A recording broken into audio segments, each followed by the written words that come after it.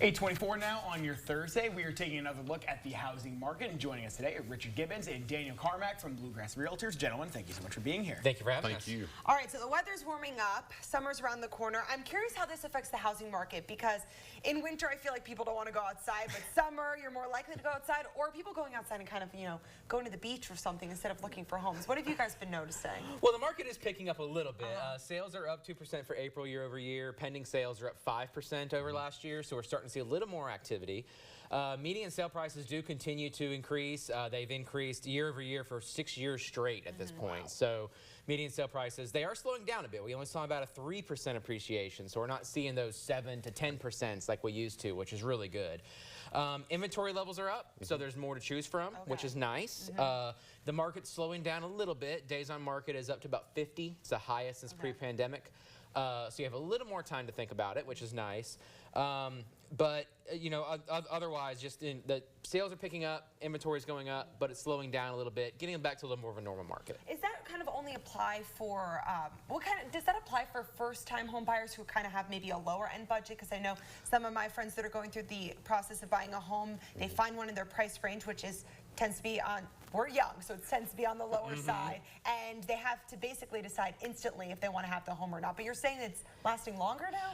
A little bit. I mean, the lower end of the market is definitely shorter days on market, but they're probably, instead of looking at like 3 days on market, they're probably more like 9 to 10. Oh, okay. That's about right. So you could sleep on it. A little bit, yeah. And I think overall the market was somewhere 30 days last year at this time. Now we're up to 40 days. So overall, so yeah, it's changed just a little. Is this better or worse for buyers and sellers on both sides? Because I have to imagine for buyers, it's nice to have a little more time to think about it, but then the median price is going up as well. And the sellers, it's kind of the opposite. You want to get it sold as quickly as possible, but you want to make as much money as possible.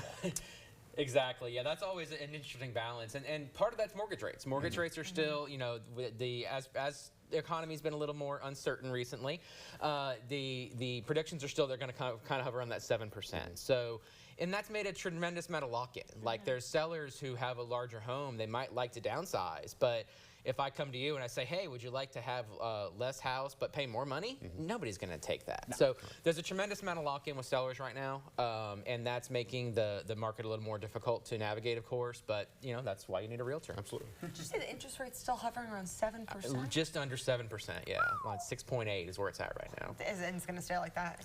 It was, yeah. Original projections were that it was going to come down a smidge, down to low 6s, but a lot of economic uncertainty is making that more difficult. Okay. What would it take for the mortgage rates to drop? Is there something that could happen that people could be on the lookout for? That's a difficult question. So a lot of people look at the rate from the Federal Reserve, but it's not a one-to-one. A lot of that's kind of already baked in. Economic uncertainty certainly doesn't help. The 10-year Treasury bond is usually a little bit better indication to watch, but there's not really any one thing that does it. It's kind of a conglomeration of... A lot of moving parts. We'll just hope and pray, right? You need to look at a crystal ball and figure it out. Okay. I'll find someone. Now, unfortunately, for like the third time this year, I mean, Kentucky cannot catch a break. We have natural disasters this time in southern Kentucky, in London and in Somerset.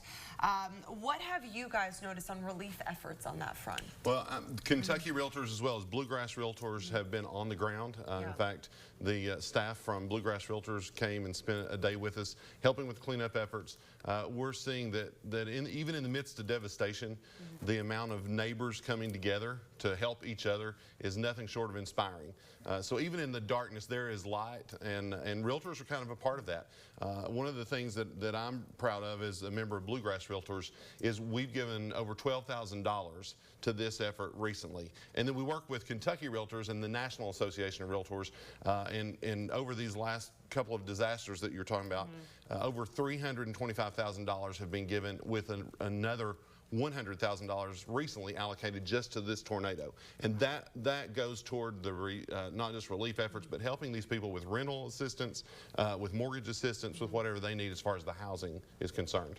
It is truly remarkable stuff. All the people coming together to help people who've been through so much. So thank you all for that as well. And it's I mean, it's gonna take years to rebuild. Is there any way that people can help raise money for this effort? Absolutely. One of the things that we do, the Kentucky Realtor Relief Foundation, I think the information is going to be out there on the screen. You can see it now. Yeah. So be sure to touch base with us. You can give by visiting kyrrelief.com or text Central IRRF 25 to 71777 on your mobile device. That's a lot to remember. You know, But- people can rewatch this and go look at Yes. and see the links And the good website news, URLs. all of those dollars go directly to those victims. There's no overhead costs, there's no administrative costs. Kentucky Realtors and Bluegrass Realtors stand ready to take that money directly to those impacted. And that kyrrelief.com is an important one because you can go there to apply for this as well. Okay. It's up to $1,000, 1 month of rental or mortgage assistance, and anybody can apply. You don't have to be a realtor, know a realtor. Anybody can apply, and we can get those funds to you. All right, Richard, Daniel, thank you so much for joining us Thank you. this morning. We appreciate it. Thank you. We'll be right back after the break.